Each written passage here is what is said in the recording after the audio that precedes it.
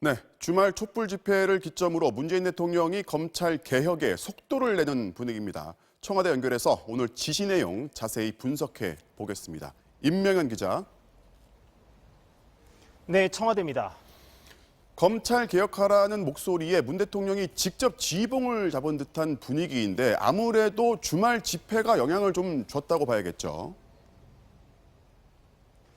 네, 오늘 메시지를 보면 문 대통령이 지난 주말 집회를 어떻게 봤는지 유추 가능한 대목이 있습니다. 반성이 필요함을 느꼈다고 언급한 대목인데 이 부분 들어보시죠.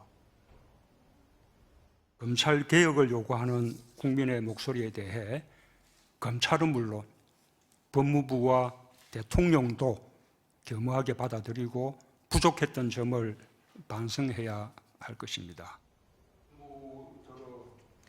검찰의 변화를 바라는 민심이 이 정도인지 몰랐다. 알았다면 보다 일찍 집중했을 것이다. 이런 종류의 아쉬움이 대통령 메시지 행간에서 읽힙니다. 청와대 핵심 관계자도 촛불 집회의 민심은 이 상황을 조국 장관이나 윤석열 총장에게 맡기지 말고 대통령이 직접 정리해달라는 뜻으로 봤다고 평가했는데요. 그렇게 볼 때 문 대통령 메시지는 앞으로 자신이 직접 검찰 개혁을 지휘하면서 전국을 돌파해가겠다는 의지를 강하게 내비친 것으로 풀이됩니다. 이 지시라는 단어가 주는 뉘앙스부터 그렇지만요. 윤석열 검찰총장한테 일종의 오늘 2차 경고 메시지를 보냈다. 이렇게 봐도 될 것 같은데요. 네, 문 대통령의 오늘 메시지 특징은 말씀하신 대로 검찰총장을 향한 지시를 공개적으로 했다는 겁니다. 검찰권 행사 방식과 수사 관행 고쳐라. 사실 이건 사흘 전에도 언급했던 거죠. 그런데 당시 검찰 반응을 되짚어보면 인권의 바탕에 엄정하게 수사하겠다. 짤막했고 원론적이었습니다.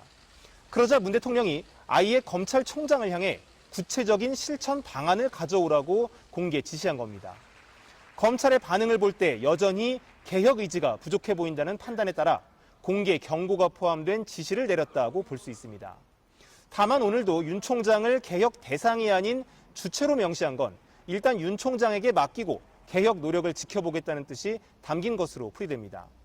이 같은 메시지가 검찰 수사에 영향을 끼칠 수 있다는 지적도 나오는데요. 청와대 관계자는 대통령은 수사에 대해서가 아니라 수사 관행에 잘못된 점을 말하는 거라고 거듭 강조했습니다. 지금까지 청와대에서 전해드렸습니다.